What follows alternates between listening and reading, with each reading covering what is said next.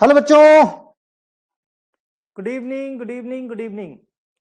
तो polynuclear hydrocarbon है ना। तो टॉपिक चल रहा है polynuclear hydrocarbon, unit number 4 organic chemistry का। आज इसका लेक्चर नंबर सेकंड है, इसका लेक्चर नंबर सेकंड है ना।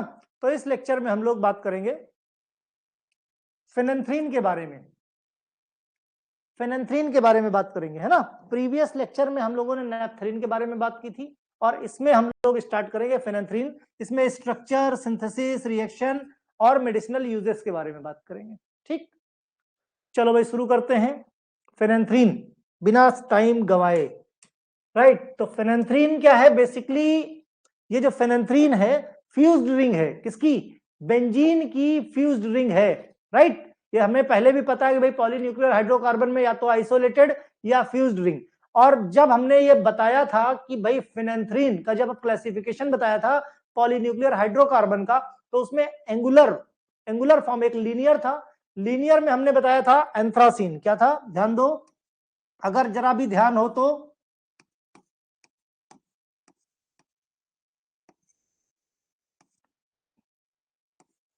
ठीक, जरा सा लाइक दिस है ना, इस तरीके से। तो ये क्या था? एंथ्रासीन। और इसी का आइसोमर है, इसी का आइसोमर है तीन रिंग का जिसको हमने क्या नाम दिया? फेनेंथ्रीन। मींस एंगल पे लगी है ये, इस तरीके से। ठीक, इस तरीके से ये लगा हुआ है स्ट्रक्चर। ठीक है,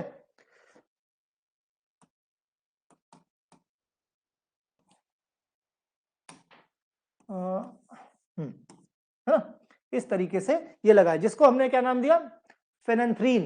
और ये जैसे स्टेरॉइड वगैरह है, स्टेरॉइड वगैरह का जो न्यूक्लियस होता है, स्टेरॉइड का अगर स्ट्रक्चर देखा हो तो उसमें क्या है, जैसे बाइल जूस का स्ट्रक्चर देखा हो, विटामिन डी का स्ट्रक्चर देखा हो, तो उन सब के स्ट्रक्चर में फेनेंथ्रीन रिंग कॉमन है।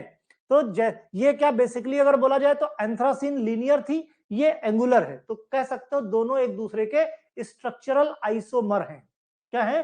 स्ट्रक्चरल आइसोमर है फेनेंथ्रीन और आपका एंथ्रासीन। तो एंथ्रासीन हम लोग पढ़ेंगे नेक्स्ट लेक्चर में। यहाँ पे फेनेंथ्रीन के बारे में सारी जानकारी मिलेगी। फेनेंथ्रीन क्या है? Polycyclic hydrocarbon, polycyclic hydrocarbon. और चूंकि ये एरोमेटिक है, कैसा है? एरोमेटिक है। कैसे है? क्योंकि एरोमेटिक होने के जो भी कैरेक्टरिस्टिक है उनको ये फुलफिल करता है। जैसे हकल्स रूल, भाई फर्स्ट प्रेफरेंस क्या है? हकल्स रूल, जो भी कंपाउंड, जो भी chemical compound Huckel's rule follow करता है, उसके नियम को फॉलो करता है, उसको क्या बोलते हैं?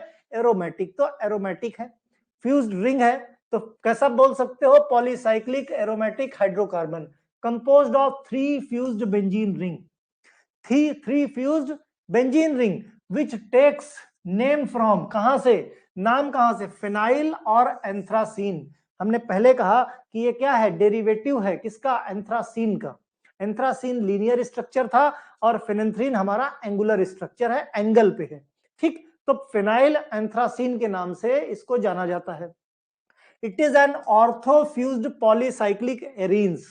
ऑर्थोफ्यूज्ड मतलब भाई ऑर्थो पोजीशन पे फ्यूजन है। मींस देखो यहां से ये क्या है? ऑर्थो है ना, इस तरीके से फ्यूजन है, इस तरीके से ये देखो, इस तरीके से फ्यूज्ड है, एंगुलर है ना। तो इसको बोलते हैं orthofused tricyclic hydrocarbon member of phenanthrene. Tricyclic, तीन एरोमेटिक रिंग बनी हुई है जिनसे मिलकर बना है फेनेंथ्रीन। तो फेनेंथ्रीन है two pair of carbon, two pair of carbon. देखो एक पेयर, दो पेयर कार्बन का ऐसा है, एक पेयर ये हो गया और एक पेयर ये हो गया, जिसकी शेयरिंग दोनों के, भाई इस कार्बन कार्बन की शेयरिंग इस रिंग के बीच में भी, इस रिंग के बीच में है, इस कार्बन कार्बन की शेयरिंग इस रिंग और इस रिंग, दोनों रिंग के बीच में है। तो two pair of carbon atom shared by two ring, each pair shared by separate pair of ring. This set the room temperature. इस रूम टेम्परेचर पे ये कैसा रहता है? सॉलिड रहता है।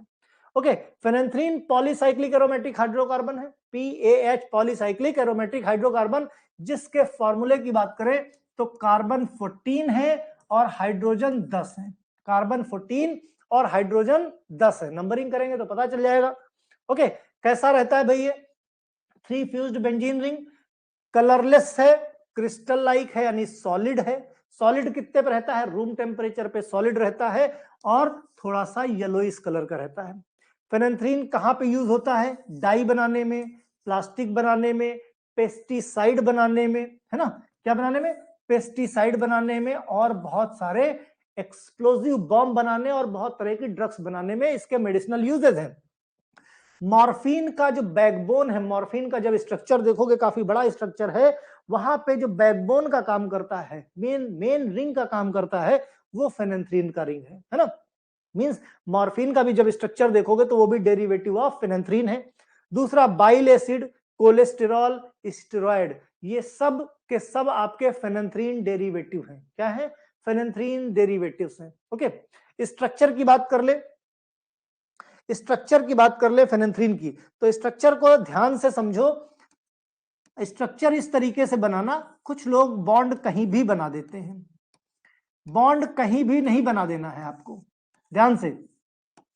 अब देखो कंप्लीट एरोमेटिक है, ठीक, कंप्लीट एरोमेटिक है तो बॉन्ड भी ऐसे बनाने हैं कि बिल्कुल एरोमेटिक रहे। जैसे अब देखो ये वाला जो बॉन्ड है, ये वाला बॉन्ड इस रिंग के लिए भी, इस रिंग के लिए भी है, तो इस रिंग में बॉन्ड कहां से शुरू होगा भाई? डबल सिंगल डबल, फिर सिंगल डबल, इधर आ गया, ठीक, ये एरोमेटिक रिंग पूरा हुआ।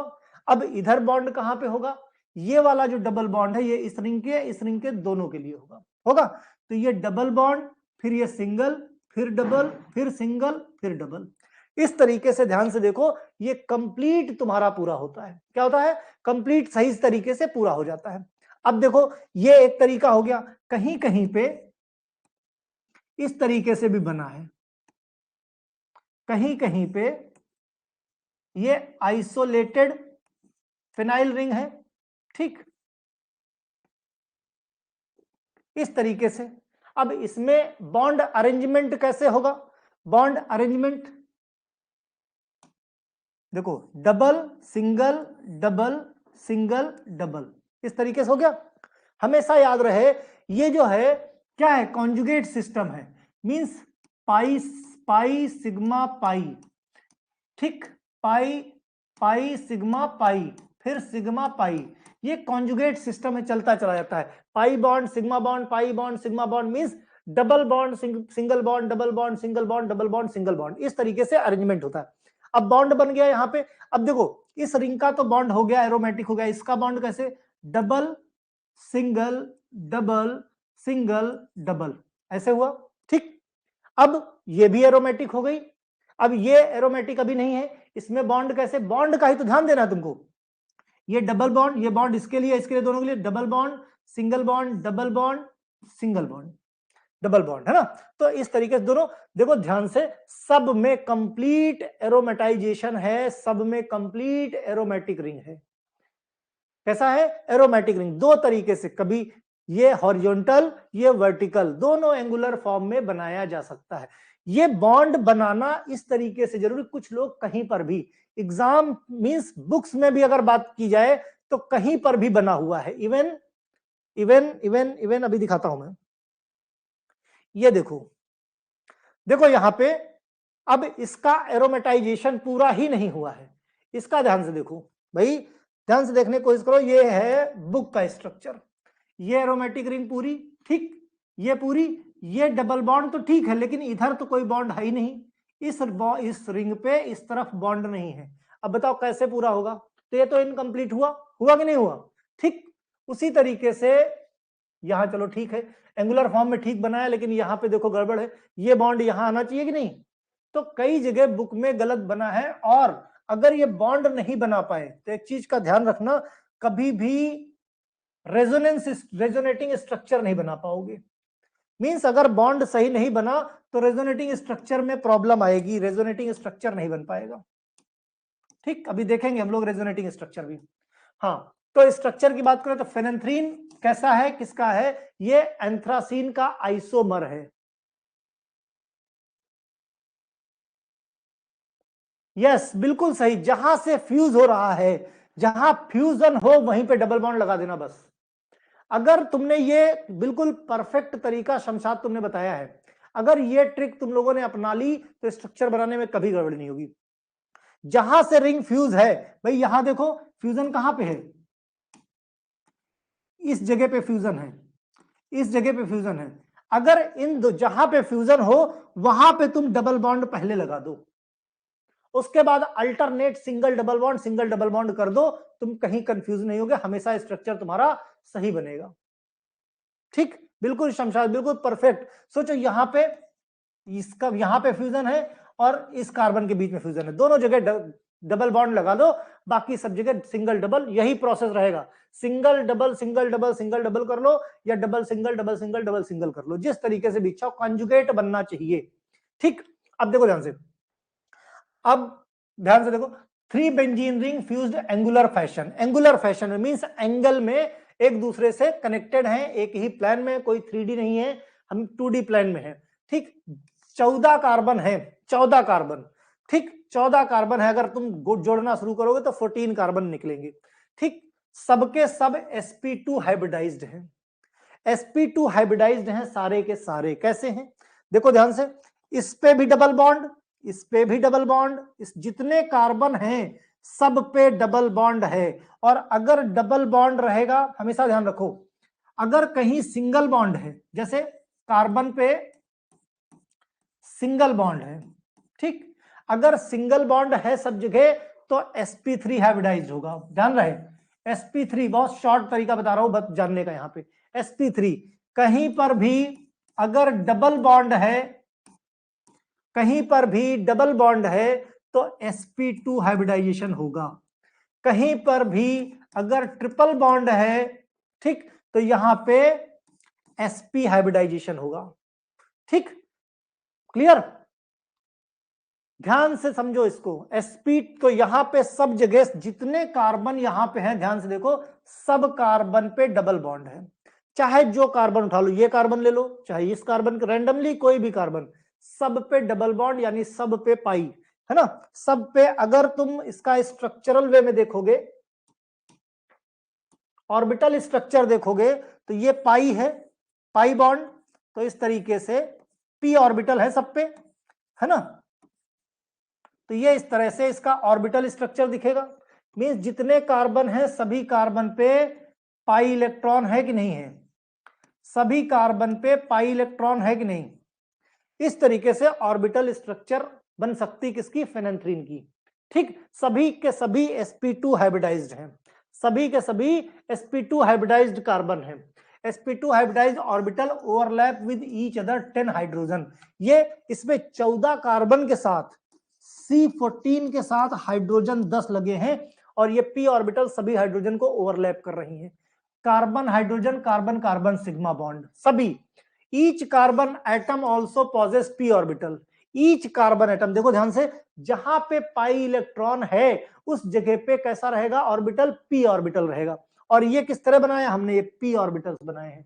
तो ईच कार्बन, देखो ध्यान से, each carbon also pauses p orbital, इसीलिए ये ऑर्बिटल स्ट्रक्चर बनाया मैंने।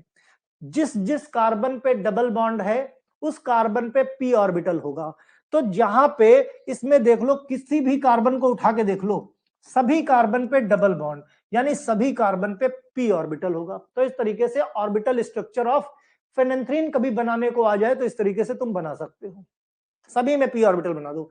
ठीक, phenanthrene show the aromatic property. अब फेनेंथ्रीन एरोमेटिक प्रॉपर्टी शो करती है कैसे, क्योंकि फेनेंथ्रीन हैकेल्स रूल, हमने पहले लेक्चर में ही हैकेल्स रूल के बारे में बात की थी, बेंजीन जब हमने पढ़ाया था, benzene and its a derivative, Huckel's rule बताया था हमने कि 4n+2 रूल जो है उसको हैकेल्स रूल बोलते हैं, और फेनेंथ्रीन हैकेल्स रूल को सेटिस्फाई करता है, इसीलिए फेनेंथ्रीन कैसा है, एरोमेटिक रिंग है। ठीक, तो इस तरीके से एरोमेटिक रिंग हो गई। अब देखो रेजोनेंस की बात करते हैं। अगर तुमने स्ट्रक्चर देखो, ये परफेक्ट स्ट्रक्चर बना है, हमने अभी स्ट्रक्चर बनाना बताया था कि किस तरीके से सही स्ट्रक्चर बना सकते हैं, क्यों कंफ्यूजन होता है, लोग गलत बनाते हैं तो रेजोनेंस नहीं सही कर पाएंगे। तो ये कैसा है, ये बिल्कुल परफेक्ट स्ट्रक्चर है। ठीक, अब देखो सबसे पहले हम कोई एक रिंग पकड़ेंगे, सभी रिंग में एक साथ नहीं भागेंगे, ये वाला जो बॉन्ड है, ये वाला बॉन्ड ध्यान से देखो, ये बॉन्ड इसके लिए भी इसके लिए भी है। तो सबसे पहले क्या होगा, सबसे पहले क्या होगा भाई, ये वाला जो बॉन्ड है ये इस तरफ टूटेगा, ये इस तरफ टूटेगा, ये इस तरफ टूटेगा, और जब टूटेगा तो ये वाला बॉन्ड कहां चला जाएगा, इस तरफ चला जाएगा, ये वाला बॉन्ड इधर आ जाएगा। तो ये वाला बॉन्ड कहां चला गया, ये देखो इधर आ गया, ये वाला बॉन्ड यहां आ जाएगा तो यहां आ गया, ये वाला बॉन्ड यहां आ गया। ठीक, अब किस तरह टूटेगा, फिर उसी तरह ले लो क्लॉकवाइज, ये इधर गया, ये इधर गया, ये इधर गया। जब ये इधर जाएगा, अब की कहां पे, हम इस रिंग की बात कर रहे हैं ना, पहले हमने इस रिंग की बात करी, पहले हमने चेंजेस किया इस रिंग पे, अब कर रहे हैं इस रिंग पे, इस रिंग में चेंज किया तो ऐसा हो गया। ठीक, ये रिंग एज सच पड़ी कि नहीं पड़ी, देखो ध्यान से। ठीक भाई, ये वाला इधर तो ये इधर लगा दिया तुमने, ये वाला इधर गया तो ये इधर लगा दिया तुमने, ये इधर गया तो इधर लगा दिया। ठीक, अब की हम इस रिंग की बात करेंगे, इस रिंग में भी बात करो तो ये वाला इधर, ये इधर, देखो ध्यान से, ये इधर किया था तो ये इधर आ गया, इसको इधर किया तो ये इधर आ गया, इसको इधर किया तो ये इधर आ गया। ठीक, अब बचा कौन सा, बची हमारी ये वाली रिंग। अब इस रिंग पे क्या करोगे, ये वाला जो बना है तुम्हारा, देखो ध्यान से, ये वाला, ये दोनों के लिए है, तो ये इधर गया और ये इधर गया, इधर वाला इधर आ गया, इधर वाला इधर, देखो ध्यान से, ये रिंग। तो इस तरह से 1 2 3 4 5, कितने रेजोनेटिंग स्ट्रक्चर इसके हैं, इसके 5 रेजोनेटिंग स्ट्रक्चर है। जिस तरह रेजोनेंस के बारे में और रेजोनेटिंग स्ट्रक्चर बनाना ऑलरेडी प्रीवियस में इतना सारा बता रखा है कि बड़े आराम से एक एक रिंग को पकड़ लो, एक एक रिंग पकड़ के, सारी रिंग एक साथ नहीं, एक बार इस रिंग के साथ, एक बार इस रिंग के साथ, एक बार इस रिंग के साथ, एक बार तीनों के साथ कर लो, 5 रेजोनेटिंग स्ट्रक्चर तुम्हारे सामने आ जाएंगे। ठीक, फिर बात करें, अब हम बात करते हैं सिंथेसिस की। सिंथेसिस देखो, अब देखो बड़ा पॉइंट होता है एक बार स्टूडेंट के लिए, चाहे स्टूडेंट बी फॉर्म का हो, चाहे स्टूडेंट एम फॉर्म का हो, चाहे केमिस्ट्री आती हो चाहे ना आती हो, जब तक बात 2-3 स्ट्रक्चर्स की होती है, यस बॉन्ड बैलेंसिंग, ये तो बैलेंस ही है, इसमें कुछ नहीं करना तुमको, एलेंस बैलेंस की तरफ ध्यान नहीं देना है। ठीक, सिर्फ बॉन्ड रोटेशन होगा, पाई बॉन्ड का डीलोकलाइजेशन होता है, जितना ज्यादा डीलोकलाइज, जितने ज्यादा पाई बॉन्ड डीलोकलाइज्ड होंगे, जितना ज्यादा बार डीलोकलाइज होगा उतना ज्यादा स्टेबल होगा, बस इतना ध्यान रखो। सिंथेसिस की बात, हाँ मैं कह रहा था, जैसे अभी तुम लोगों के कुछ बच्चों के एग्जाम अभी आएंगे, कुछ के बाद में आएंगे, एग्जाम में बच्चों के सामने सबसे बड़ी समस्या यह सिर्फ पोजिशनिंग चेंज होती है, सबसे बड़ी समस्या होती है केमिकल रिएक्शन, चाहे वो सिंथेसिस की बात करें चाहे केमिकल रिएक्शन यानी केमिकल प्रॉपर्टीज की बात करें। बताया ना, इसलिए बता रहा हूं क्योंकि हम भी स्टूडेंट थे, जब हम स्टूडेंट थे तो हमें भी ये समस्याएं आती थी।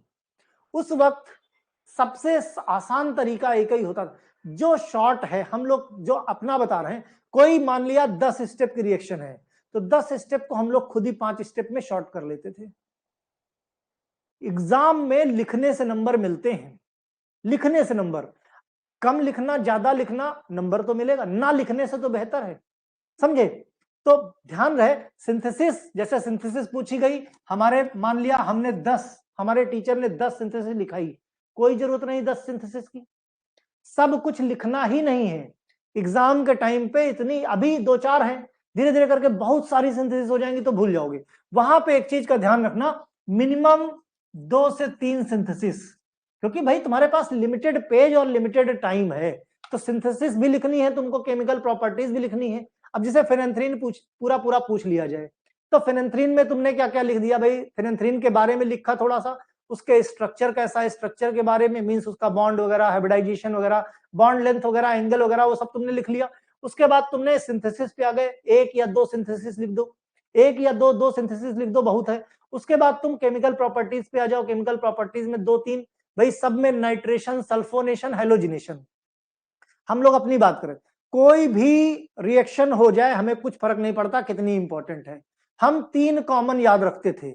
हैलोजिनेशन में कहीं पर भी अगर हैलोजिनेशन हो गया, देखो कॉमन हैलोजिनेशन हो गया, क्लोरीन लगा दिया हमने, क्लोरीन के साथ एक ही हैलोजिनेशन जानते थे क्लोरीन से, ठीक, कहीं पर भी हो क्लोरीनेशन में क्लोरीन लगा दिया, उसी में कहीं पर भी हो नाइट्रेशन, ठीक, नाइट्रेशन कहीं पे NO2 लगा दिया, सल्फोनेशन कहीं पर भी है किसी का भी, अगर हमने सल्फोनेशन करा दिया तो SO3H, मींस ये 3 केमिकल प्रॉपर्टीज बड़ी कॉमन सी थी। फिर अगर कम पड़ने लगती थी रिएक्शन, ज्यादा नंबर में आ गई, तो अभी क्लोरीनेशन कराया है, फिर इसी की जगह पे एक बार ब्रोमिनेशन करा देंगे, एक बार आयोडीनेशन करा देंगे, फिर और ज्यादा हो गया तो क्या करा देंगे, रिडक्शन करा देंगे, रिडक्शन में बॉन्ड हटा देंगे। ठीक, फिर क्या हुआ, फिर और है तो डिहाइड्रोजिनेशन करा दिया, डिहाइड्रोजिनेशन करा देंगे तो वापस से बॉन्ड आ जाएंगे। तो कुल मिला के केमिकल रिएक्शंस आप खुद अंदाजा लगा के जैसे जैसे पढ़ते जाओगे वैसे वैसे आनी शुरू हो जाएंगी। केमिस्ट्री में रटा नहीं जा सकता, केमिस्ट्री समझी जा सकती है। एक बार केमिस्ट्री समझ गए, आगे जाके समस्याएं बिल्कुल भी नहीं होंगी। समझ गए कि नहीं? तो इस तरीके से कोशिश करो भाई। ब्रोमिनेशन, नाइट्रेशन, सल्फोनेशन तो बड़े कॉमन है, means halogenation, nitration, sulphonation, electrophilic substitution बहुत कॉमन है। बीच में किसी न किसी के साथ दो चार रिएक्शंस और पढ़ोगे तो थोड़ा बहुत तो याद आ ही जाएगा, राइट? तो अब हाँ, सिंथेसिस करते हैं, और ज्यादातर जितनी भी अभी हम एरोमेटिक रिंग्स देख रहे हैं, ज्यादातर की सिंथेसिस, ज्यादातर का जो सोर्स होता है वो कोल टार होता है। तो ये सिंथेसिस लगभग सब में कॉमन, उठा के सब में छाप दो, सब में काम आ जाता है। इंजीन बेंजीन कुछ पूछे, कोल्टार सब में, सब कोल्टार से आइसोलेटेड है। ठीक, बना बना के लिख दो जहां थ्योरी पोर्शन आए। ओके, तो आइसोलेशन फ्रॉम कोल्टार, जैसे हमने नेफ्थलीन का आइसोलेशन किया था वैसे ही कोल्टार का करेंगे, कुछ अलग नहीं है, बस समझ का फेर है। Phenanthrene along with the anthracene occurs the green color fraction of coal tar। इसको हमने क्या किया, कूल किया, ठंडा किया। ठंडा करके क्या मिला हमको, क्रिस्टल्स मिले। याद करो, ऐसे ही हमने बताया था नेफ्थलीन में भी क्रिस्टल्स। हमने क्या किया, क्रिस्टल्स क्या किया, सेपरेट कर लिया, सेंट्रीफ्यूगेशन से सेपरेट कर लिया। फिर इसमें क्या मिला, एंथ्रासीन का आइसोमर है, तो उसमें हमको कई सारे एंथ्रासीन भी मिलेगा, फेनेंथ्रीन भी मिलेगा और कार्बाजोल भी मिलेगा। ठीक, क्रिस्टल को हम सॉल्वेंट के साथ ट्रीट करते हैं। नेप्था सॉल्वेंट क्या है, naphtha, when phenanthrene goes into solution. इससे होगा क्या कि नेप्था में सॉल्युबिलिटी सिर्फ और सिर्फ फेनेंथ्रीन की है, ना तो एंथ्रासीन की है ना कार्बाजोल की है। तो अब हुआ क्या, हमको फिल्ट्रेट में मिल गया फेनेंथ्रीन, मिल गया। अगर फेनेंथ्रीन मिल गया तो फिर इसको हम इवेपोरेट करके क्रूड फॉर्म में, भाई सॉल्वेंट हमने इवेपोरेट कर दिया और फेनेंथ्रीन हमको मिल गया। अब इस फेनेंथ्रीन का डिस्टिलेशन कर लो प्योर फॉर्म में। जैसे ही आप डिस्टिलेशन करते हो, किसकी प्रेजेंस में, पिक्रेट और इथेनॉल की प्रेजेंस में, आपको प्योर फॉर्म में फेनेंथ्रीन ऑब्टेन्ड हो जाएगा। तो एक तो कॉमन सी सिंथेसिस ये हो जाती है। कुछ भी हो, सब इसी तरह कोल्टार से सबसे पहले चिलिंग करो, सेंट्रीफ्यूगेशन करके उसको बाहर कर लो, सॉल्वेंट में घोल लो, उसके बाद इवेपोरेट कर दो, गर्म करके इवेपोरेट हो गया, और उसके बाद सिंपल डिस्टिलेशन टेक्निक से प्योर फॉर्म में मिल जाएगा। जितनी भी aromatic ring common synthesis procedure है, कहीं पे अलग नहीं भागना। फिर हैवर्थ फेनेंथ्रीन सिंथेसिस, हैवर्थ फेनेंथ्रीन सिंथेसिस अगर तुमने नेफ्थलीन की पढ़ ली, इसमें 4 स्टेप होते हैं। हैवर्थ में 4 स्टेप होते हैं। पहला स्टेप होता है फ्रीडल क्राफ्ट एल्काइलेशन, पहला स्टेप फ्रीडल क्राफ्ट एल्काइलेशन। दूसरे स्टेप में क्लीमेंसन रिडक्शन होगा, तीसरे स्टेप में रिंग क्लोजर होगा, और चौथे स्टेप में एरोमेटाइजेशन होगा। एरोमेटाइजेशन मींस एरोमेटिक रिंग होगी। जो रिड्यूस्ड रिंग है, जो रिड्यूस्ड है उसमें भी एरोमेटिक रिंग हो जाएगी। तो हैवर्थ में कहीं पर भी, हैवर्थ फेनेंथ्रीन सिंथेसिस हो या नेफ्थलीन में भी ध्यान रखो, वहां पे भी हमने 4 स्टेप परफॉर्म किए थे।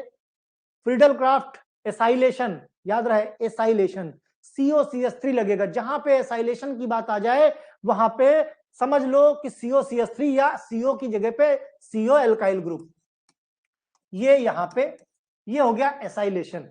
ठीक, अब ध्यान से देखो यहां पे क्या हो रहा है, नेफ्थलीन की रिएक्शन। यहां पे सबसे अच्छी बात यह है कि जो रिएजेंट है, जो कैटालिस्ट और रिएजेंट है, हैवर्थ में सब जगह सेम रहेंगे, बस रिंग बदलेगी। यहां पे नेफ्थलीन है, नेफ्थलीन की जगह पे तुम क्या लिख सकते हो, नेफ्थलीन की जगह पे फेनेंथ्रीन लिख सकते हो। ठीक, या जिससे सिंथेसिस होनी, तो हम यहां पे फेनेंथ्रीन की सिंथेसिस करेंगे नेफ्थलीन के साथ। नेफ्थलीन की में हमने कुछ और लिया था, लेकिन साथ में सक्सीनिक एनहाइड्राइड ही था। अगर तुम लोगों को याद हो कल का लेक्चर, तो सक्सीनिक एनहाइड्राइड के साथ रिएक्शन कराया था हमने। यहां पे हम फेनेंथ्रीन से बना रहे हैं, तो नेफ्थलीन की रिएक्शन सक्सीनिक एनहाइड्राइड के साथ जब कराते हैं तो अल्फा नेफ्थाइल प्रोपियोनिक एसिड, देखो ये एडिशनली लग जाता है। एसाइलेशन हो गया, क्या हो गया, एसाइलेशन हो गया, इसीलिए फ्रीडल क्राफ्ट एसाइलेशन नाम दिया गया। सिंपल नेप्थलीन का एसाइलेशन हुआ। ठीक, अब क्लीमेंसन रिडक्शन, अब क्या हुआ, रिडक्शन में ये जो कीटोन ग्रुप है गायब हो जाएगा और कुछ नहीं होगा। इस स्टेप से खाली कीटोन ग्रुप गायब करा दो। देखो ध्यान से, अल्फा नेप्थोइल ब्यूटायरिक एसिड किसकी प्रेजेंस में हुआ, अमलगमेटेड जिंक की प्रेजेंस में हुआ, अमलगमेटेड जिंक की प्रेजेंस में हुआ। फिर रिंग क्लोजर की बात आई, अब ये जो है रिंग क्लोज हो जाएगी, यहां पे रिंग क्लोजर होगी, इस स्टेप में सिंपली रिंग क्लोजर हो गई रिंग क्लोजर। अब उसके बाद रिंग क्लोजर तुम्हारी हुई, रिंग क्लोजर होने पे ये रिड्यूस होगी, रिड्यूस हुई जिंक की प्रेजेंस में, जिसको हमने नाम दिया क्लीमेंसन रिडक्शन। क्या हुआ, रिडक्शन हो गया, हुआ रिडक्शन, तो यहां पे साइक्लोहेक्सेन रिंग लगी। अब इसका होगा लास्ट में एरोमेटाइजेशन, मींस डिहाइड्रोजिनेशन, यहां से पैलेडियम की प्रेजेंस में हाइड्रोजन निकल जाएंगे और ये फिनेंथ्रीन रिंग बन जाएगी। जहां पे भी हैवर्थ इक्वेशन आ जाए, हैवर्थ सिंथेसिस आ जाए, 4 स्टेप की रिएक्शन याद रखना, चारों स्टेप के नाम लिख देना, नाम भी लिख दोगे तो भी नंबर बराबर मिल जाते हैं। ठीक, अगर फिर भी ना समझ में आए मैकेनिज्म तो बताना, मैकेनिज्म के साथ समझा दूंगा, लेकिन इतने स्टेप हैं, इनकी मैकेनिज्म समझाने जाऊंगा तो पता लगा दिमाग से उड़ जाएगा, क्योंकि मैकेनिज्म तुम्हारे एम फॉर्म लेवल की है इसमें। ठीक, फिर पोस्चर सिंथेसिस, पोस्चर सिंथेसिस काफी ठीक ठाक है। नाइट्रोबेंजल डिहाइड की रिएक्शन किसकी, ध्यान से देखो, ये क्या है, नाइट्रोबेंजल डिहाइड।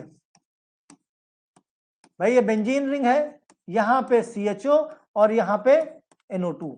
इसका जो सिंपली कंडेंसेशन कराते हैं हम, कंडेंसेशन कराते हैं सोडियम फिनाइल एसीटेट के साथ, किसके, सोडियम फिनाइल एसीटेट के साथ रिएक्शन कराते हैं।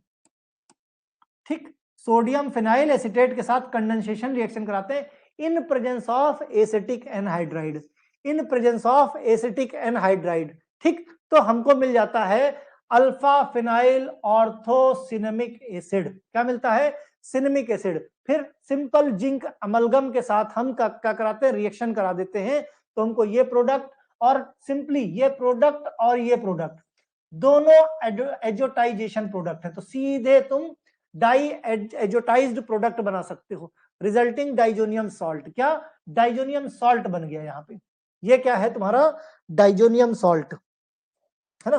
तो बीच का ये स्टेप स्किप कर सकते हो, और डाइएजोनियम सॉल्ट, डाइएजोनियम सॉल्ट जिसकी रिएक्शन कॉपर के साथ कराते हैं, डायरेक्ट तुमको फेनेंथ्रीन रिंग मिल जाती है। ठीक, फिर फिजिकल प्रॉपर्टी की बात करें, फिजिकल प्रॉपर्टी कैसी होती है, फेनेंथ्रीन कलरलेस होती है, इनसॉल्युबल होती है वाटर में, और ऑर्गेनिक सॉल्वेंट में आसानी से डिसॉल्व, ऑर्गेनिक सॉल्वेंट जैसे इथेनॉल हो गया, बेंजीन हो गया, इथरीन में आसानी से सॉल्व हो जाती, डिसॉल्व हो जाती है। फ्लोरेसेंस बेंजीन सॉल्यूशन मींस चमक, बेंजीन सॉल्यूशन में जब हम फेनेंथ्रीन को घोलते हैं तो एक शाइन टाइप का, एक चमक टाइप की आती है। ओके, केमिकल प्रॉपर्टी की बात करें, ध्यान रहे कि हमने क्या बनाया था, फेनेंथ्रीन रिंग बनाई थी, है ना, फेनेंथ्रीन रिंग बनाई थी। ओके, तो फेनेंथ्रीन रिंग जब बनाई,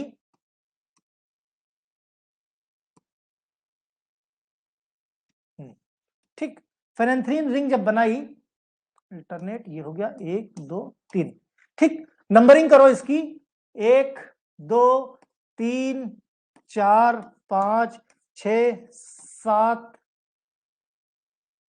एक तो रह गया ना, रिंग को तो पूरा ले लो। ठीक, 1 2 3 4 5 6 7 8 9 10, ठीक, इस तरीके से इसकी नंबरिंग कर लो। हाँ, केमिकल प्रॉपर्टी अंडरगो ऑक्सीडेशन होगा, रिएक्शन एडिशन रिएक्शन होगा, इलेक्ट्रोफिलिक सब्स्टिट्यूशन रिएक्शन होगा। खास बात ये, बहुत सारे हैं देखो स्ट्रक्चर, लेकिन इसमें सिर्फ 9 और 10, इसमें डबल बॉन्ड कैरेक्टरिस्टिक सबसे ज्यादा होती है।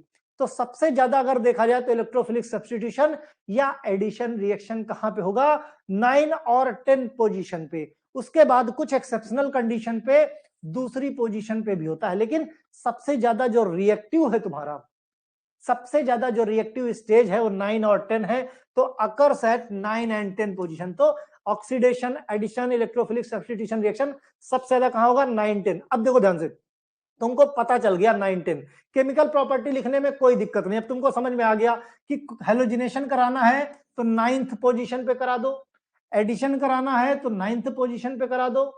भाई सिंपल सी बात है ना, अगर एडिशन कराओगे हाइड्रोजन का हाइड्रोजिनेशन करा दो, एडिशन में हाइड्रोजिनेशन करा दो, हाइड्रोजिनेशन कराओगे एक एक हाइड्रोजन यहां जोड़ दो, डबल बॉन्ड गायब। हेलोजिनेशन कराना है 9th पोजीशन पे क्लोरीन लगा दो, हेलोजिनेशन। नाइट्रेशन कराना है 9th पोजीशन पे नाइट्रेशन करा दो। सल्फोनेशन में एक्सेप्शन है, सल्फोनेशन दूसरी या तीसरी पोजीशन पे होता है, वो एक्सेप्शनल कंडीशन में होता है, उसके लिए अलग से कंडीशन होती है सल्फोनेशन के लिए, बाकी कंडीशन सब सेम टू सेम। ध्यान से देखो, हेलोजिनेशन देखो ध्यान से, ये तुम्हारी फेनेंथ्रीन रिंग है, ठीक, फेनेंथ्रीन रिंग सिंपल Cl2 है, ऐड कर दिया हमने, एडिशन रिएक्शन हो गई एडिशन रिएक्शन। लेकिन इसी को और ज्यादा थोड़ा सा हीट करते हैं हम, तो क्या हो गया, क्लोरोफेनेंथ्रीन रिंग। किस पोजीशन पे क्लोरो लगा है, 9th पोजीशन पे। हमने कहा ना 9 और 10 पोजीशन, 9th और 10th पोजीशन बहुत ज्यादा रिएक्टिव होते हैं, वहीं पे ऑक्सीडेशन, एडिशन और इलेक्ट्रोफिलिक सब्स्टिट्यूशन रिएक्शन देती है। तो 9th पोजीशन पे क्लोरीन लगा दिया हमने, ठीक। फिर फ्रीडल क्राफ्ट एसाइलेशन, एसाइलेशन का मतलब आर की जगह पे यहां पे CH3 लगा है, कहां पे, सिंपल COCH3 लगा दो। एसिटाइल क्लोराइड के साथ फेनेंथ्रीन रिंग की रिएक्शन AlCl3 की प्रेजेंस में कराया, 9th पोजीशन पे COCH3 लगा दिया, क्या हो गया, Friedel Crafts acylation. Friedel craft alkylation कराना है, यहीं पे CH3 लगा दो, फ्रीडल क्राफ्ट एल्काइलेशन हो गया, ठीक। फिर नाइट्रेशन कराना है, HNO3 H2SO4 की प्रेजेंस में हमेशा होता है, कहां पे, 9th पोजीशन पे NO2 ग्रुप लगा दो, क्या, 9th पोजीशन पे NO2 ग्रुप लगा दो, तुम्हारा क्या हो गया, नाइट्रेशन हो गया। सल्फोनेशन के लिए एक्सेप्शनल हमने बताया, दूसरी और तीसरी पोजीशन पे बनाता है 3-फेनेंथ्रीन सल्फोनिक एसिड। सिर्फ सल्फोनेशन में फेनेंथ्रीन में ध्यान रखना, इसके लिए एक एक्सेप्शनल कंडीशन, मैंने कहा ना केमिस्ट्री फुल ऑफ एक्सेप्शंस होती है, तो इसके लिए यहां पे इलेक्ट्रोफिलिक सब्स्टिट्यूशन जो हो रहा है ये एक्सेप्शनल कंडीशन में, ये दूसरी या तीसरी। बाकी जितनी भी रिएक्शन है वो सिर्फ और सिर्फ 9th और 10th कार्बन के बीच में ही होती है, ठीक, 9th और 10th कार्बन के बीच में ही होती है। ऑक्सीडेशन की बात करें, ऑक्सीडेशन में ध्यान दो, 9th और 10th कार्बन, 9th और 10th कार्बन, भाई देखो ध्यान से, 1 2 3 4 5 6 7 8 9 10 हुआ, तो 9 और 10, ठीक। पोटेशियम डाइक्रोमेट और H2SO4 हाईली रिएक्टिव हैं, हाईली ऑक्सीडाइज्ड। क्या करते हैं, यहां पे देखो, एक कीटोन ग्रुप इधर, कीटोन ग्रुप इधर, उसके बाद इसकी रिएक्शन हम हाइड्रोजन पेरोक्साइड और एसिटिक एसिड के साथ कराते हैं, ये बॉन्ड हट जाता है और COH हो जाता है, यानी डाइफेनिक एसिड, क्या इसमें कन्वर्ट हो जाता है, डाइफेनिक एसिड में, ठीक। Phenanthrene undergo oxidation with potassium dichromate and sulphuric acid, highly oxidised है। यस, ज्यादा से ज्यादा देखो, दो प्रोडक्ट, एक मेन प्रोडक्ट, एक बाई प्रोडक्ट। हमें बाई प्रोडक्ट की जरूरत नहीं होती है, जब भी हम चेन में रिएक्शन दिखाते हैं सिंगल स्टेप, हमारा जो मेन प्रोडक्ट है, क्योंकि हमारा जो आगे की रिएक्शन बनती है मेन प्रोडक्ट से, तो बाई प्रोडक्ट की हमको नीड नहीं। ये सारी नीड कब होती थी, जब हम लोग रिएक्शन बनाना सीखते थे, छठी क्लास में, 7वीं में, 8वीं में, 9th में, 10th में, जहां हमको रिएक्शन बैलेंस करनी जरूरी होती है।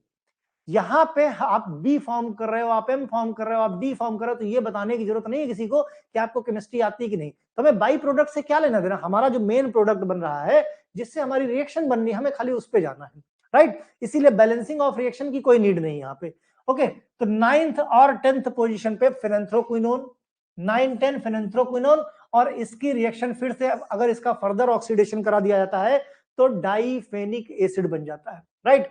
रिडक्शन करा दो, हमने कहा ना कुछ मिले रिडक्शन करा दो, 2 हाइड्रोजन ऐड करा दो, ऐड करा दिया, देखो डबल बॉन्ड चला गया, तो 9-10 डाइहाइड्रोफेनेंथ्रीन, 2 हाइड्रोजन ऐड हो गए तो डाइहाइड्रो हो गया।